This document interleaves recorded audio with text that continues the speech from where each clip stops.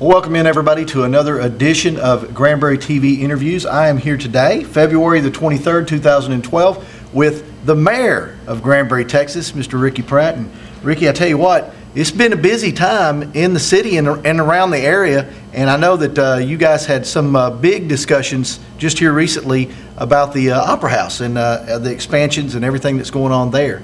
You want to start us off there? Well, I think it's important that we talk about where we are in the process of the Opera House. We hired a builder architect firm, which is Brian Gaffin Incorporated, to carry out the project. It's being overseen by Terry Cohn, who's a local architect, and he's serving as the liaison for the city in the project. Recently, at the last council meeting, Brian Gaffin was awarded the contract for the architecture side, and we'll be signing off on that document sometime real soon, and that's going to get the whole ball rolling. If you've ever driven by the Opera House, back behind the Opera House right now, you'll notice that the Quonset hut has been removed from that place. It has been given to the U.S. Veterans Museum. They'll be reassembling it when a chance comes around for them to do so. They'll have to pour themselves a slab, and then that Quonset hut can be utilized by them. One of their hopes for that Quonset hut was to utilize it for an aircraft to be displayed inside of it. The other thing that's going on back behind the Quonset hut area is the utilities have been placed into the ground. There's a sewer line that's been laid into the ground. We're addressing a sewer problem that has been plaguing the south side businesses along the south side of the square for years. The new sewer line, new water lines have been in place and put into the ground. We still need to address the drainage back there for any water runoff and appease some of the issues that have developed through the years with drainage issues into the Harris building, which is one of the buildings that has a lower back door entry point than the ground level back there. And the hope is to drag all that out upon the approval of the owner of the Harris building. And that will allow us to alleviate some drainage issues that have been plaguing that building for years now. For a long time. Very long time. The other thing that we're moving forward is, I have heard rumor on the street. You know, rumor is just that, it's rumor. It's rumor. Somebody has made statement that they want to buy the Opera House. Well, I got to tell them, if they're willing to buy the Opera House before we sink $1.2 million into it, let them move. Come on. Let them bring it on. But one thing about this is a building that is owned by the city, by the taxpayers. And we should not be giving this building away. In fact, the law requires us to get market value, the appraised market value for the property. Also, it can't just be one person coming forward.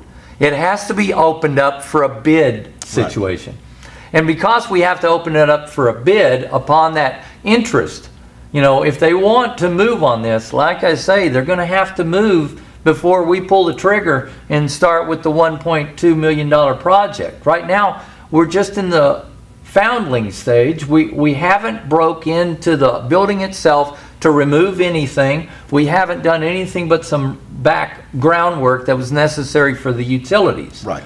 We've gotten the architect moving forward with a design that'll bring up specifications. He'll then bring engineers and subcontractors to discuss what's going to be required for the build out on that project. But right now we are in the infancy stage, and so as a result, this would be the prime opportunity that somebody would have to move forward. Now, with that being said, the Opera House building sits on the tax roll somewhere around $878,000. The other thing is, if the build out was to take place, the backside, the Quonset hut, is additional value. And that dirt back there has to be purchased as well, unless they're going to keep it in the existing footprint. Right. So these things have to be considered by whoever is talking and spreading rumor around on the streets of Granbury. Absolutely. But, you know, speaking of the conference center, we also have a traffic light that we've been trying to get down to the conference center.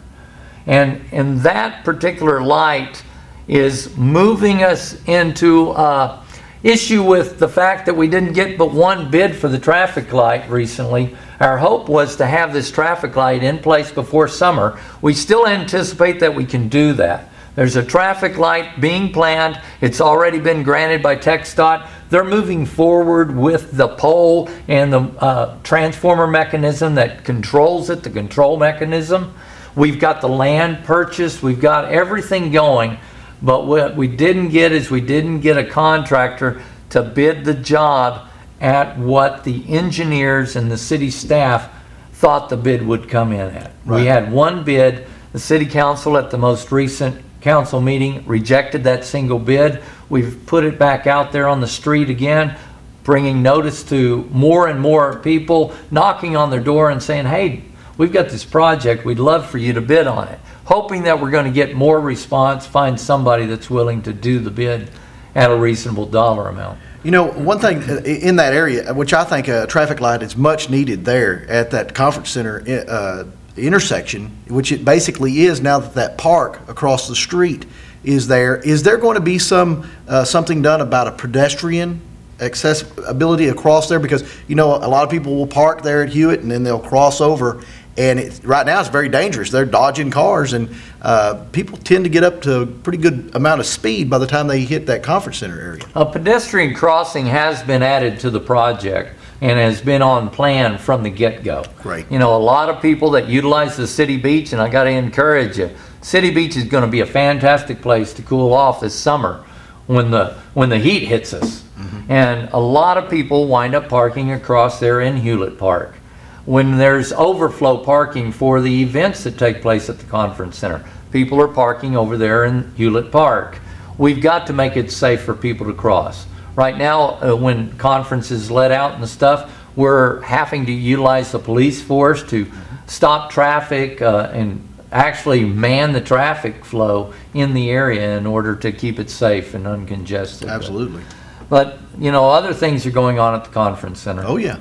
Traffic light ain't just all of it. No, sir. City Council recently granted 501c3s. 4 of them were chosen to utilize the facility. Now, these are 501c3 corporations located here in Hood County. They are first-timer users of the conference center. They will get the conference center for 1 day free gratis. Now, they have to pay for any setups and additional thing, but they do get the building usage for free. That's about a $3,000 value for these organizations. The organizations are Kids Armor of Hope, the Ruth's Place, which is a great place for the indigent as far as healthcare, dentistry, and just helping out those people that are in need. In fact, they've got the Handsome Hunks of Hood County going on. I believe that's actually tonight. That's tonight. Tonight up there at the conference center. So I encourage you, if you're watching this, take a view down there.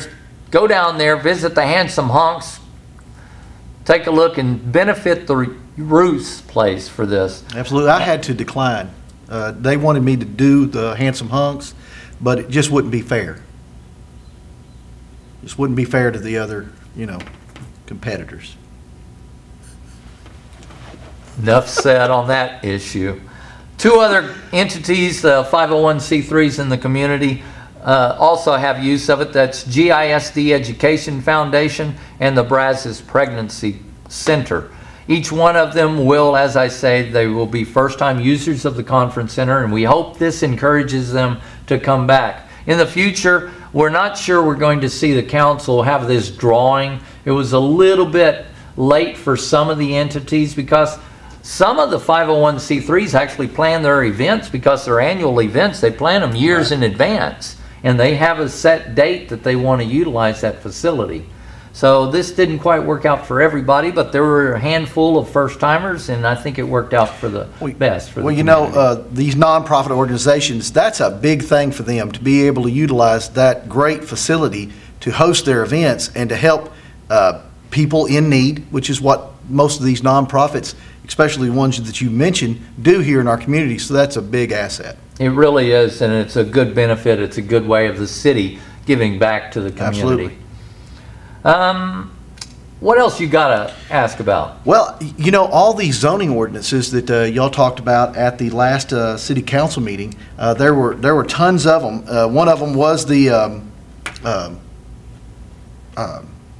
Massage parlor? yes, the massage parlor, and I figured that's where you were going. I knew that came up because of certain things that have come up, you know, recently in the news and that sort of thing. And but tell us about some of the others that maybe some people don't know about. Well, the city staff and has been looking into certain areas where people have come to the city staff in community development and asked for, why do I have to jump through this hurdle? One of those hurdles happens to be with placing of a swimming pool or placing of a deck. On the rear setbacks. There was what's called a rear and a side setback that restricted anything from going into some backyards. Some backyards just don't have 30 feet from the side and the rear of the property line. And they were restricted to stay away from the side and rear setbacks by 30 feet. Well, easing up this, they still have to come before city council. They have to go through the zoning hurdle of getting it okayed by the planning and zoning committee.